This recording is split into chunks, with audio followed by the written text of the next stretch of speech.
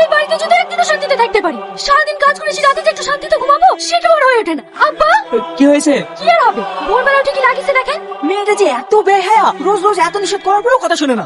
সারাদিন অফিস আদালত করে বাড়ি এসে পড়ে এসব ঝামেলা আমার ভালো লাগে না। ওদেরকে আলাদা করে দাও। নাহলে কিন্তু আমরা এই বাড়ি ছেড়ে চলে যাবো। বৌমা, হ্যাঁ আব্বা। তুমি কি লাগিয়েছো বলো তো? আমি আবার কি করলাম? ভোরবেলা উঠে কিসব ভাবে যাবি পড়ো? আব্বা ওটা হাবি যাবি না, আমি ফজরের নামাজ পড়ে কোরআন তেলাওয়াত করি। কি হয়েছে? আমি কোরআন পড়ছি বলে তোমার ভাই ভাবিদের অসুবিধা হচ্ছে।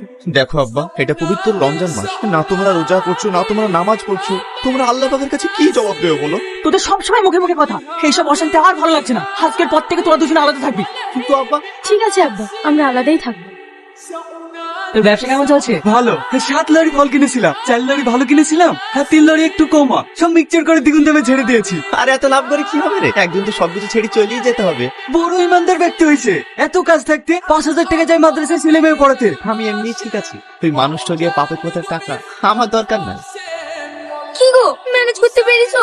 না, রক্ত কোথাও পাওয়া যাচ্ছে না। ডাক্তার বাবু বললেন 1 ঘন্টার মধ্যে যদি ও নেগেটিভ রক্ত না পাওয়া যায় তাহলে আমার বাবুকে বাঁচানো যাবে না। কি হয়েছে আপনার ছেলে?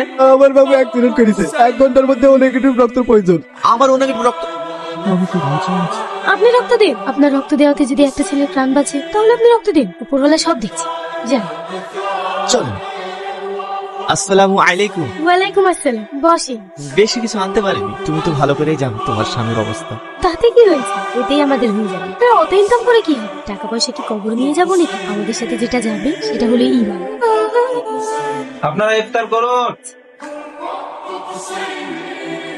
ও মকসুদ ভাই। হ্যাঁ ভাই। ভাই, আপনার বড় বৌমার ব্যবহারটা ভালো লাগে। আমাকে বাড়িতে আসতে দেখি মুখ ঘুরে ঘরে উঠে চলে গেল। কি সালমা, হ্যাঁ আব্বা। ওকে দেখে মুখ ঘুরে চলে গিয়েছে কেন? আমি ওনাকে দেখে মুখ ঘুরাইনি। আসলে ইসলামীয় মতে পরপুরুষের সামনে পর্দার বাইরে যাওয়া উচিত না, আর সেই সময় আমি পর্দার বাইরে ছিলাম। তুমি বেশি জ্ঞান দিও না। ভাই, বৌমা ঠিকই বলছে, আমারই ভুল ছিল। তুমি ভিতরে যাও। দাঁড়াও, এই ভিখারিরা বাড়িতে কেন? ওনারা রোজায় আছে, অনেক দূরে বাড়ি, যেতে যেতে ইফতারের টাইম পার হয়ে যাবে। ওই জন্য আমি নিয়ে আসলাম আমাদের বাড়ি ইফতার করার জন্য। এই বাড়িতে ধর্মশালা নাকি যে যাকে খুশি তাকে রাস্তা থেকে ধরে নিয়ে চলে আসবে? যাও এখান থেকে। দাঁড়ান, আপনার ইফতার খুলে যাবেন।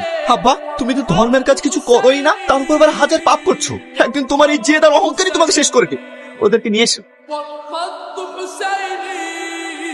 তুই অনেক পাপ করেছিস, তোর কোনো ক্ষমা নেই। নিয়ে যাবো।